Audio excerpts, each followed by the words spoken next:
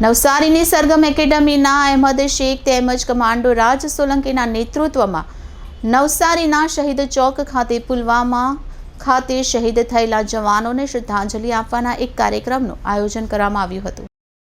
વર્ષ 2019માં 14 ફેબ્રુઆરીના રોજ બપોરના 3:15 વાગ્યાના અરસામાં CRPFના 2500 જેટલા જવાનોનો કાફલો 78 જેટલી બસો દ્વારા શ્રીનગરથી જમ્મુ જઈ રહ્યો હતો ત્યારે પુલવામા ગામ પાસે પહેલેથી જ તેના 300 કિલો RTX સાથેની એક કાર ઊભેલી હતી જે આ કાફલો પસાર થઈ રહ્યો હતો તેની 5મા નંબરની બસ સાથે અથડાઈ હતી અને તેના ફૂરચા ઉડાવી દીધા હતા।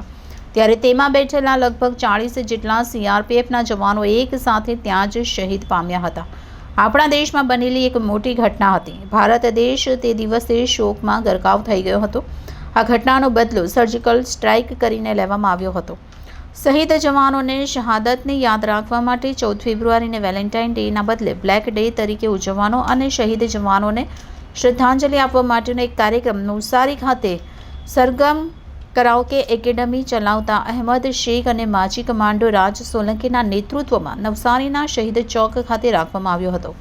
નવસારીમાં કુંભારવાડ પાસે આવેલું શહીદ ચોક પર શહીદોને શ્રદ્ધાંજલિ કાર્યક્રમમાં હાજરી આપનારે મીણબત્તી પ્રગટાવીને ફૂલો અર્પણ કર્યા હતા જેમાં શહીદ જવાનોને શ્રદ્ધાંજલિ આપતા દેશભક્તિના ગીતો રજૂ કરવામાં આવ્યા હતા।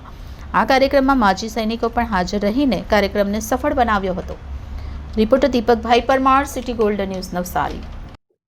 આજે દેશ પ્રગતિ કરી રહ્યો છે એ વાતની અમને ઘણી ખુશી છે। એક પણ ગોળી, એક પણ ચાકુ ચાલ્યા વગર આજે રામ મંદિરનું નિર્માણ થઈ ગયું તે પણ અમને ખુશી છે। પરંતુ દેશ કોઈક ને કોઈક જગ્યાએ પાછળ છે। એનું કારણ એ છે કે હું કમાન્ડો રાજ સોલંકી નવસારીનો જ વતની છું।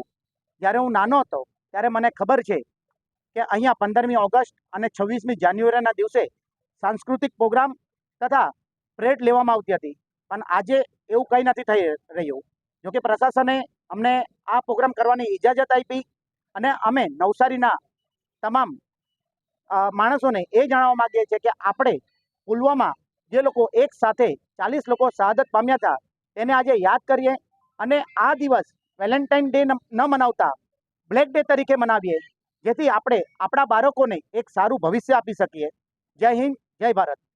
આજે માજી સૈનિકો આજે નવસારીના છે બધા ભેગા થયા, એમનો હું ઘણો આભાર માનું છું કે એ લોકોએ મને એ કાબિલ સમજ્યો કે આજના કાર્યક્રમમાં મારું સરગમ એકેડમીના કલાકારો સાથે આજે એ દેશભક્તિના ગીતો રજૂ કરવાનો મને મોકો આપ્યો।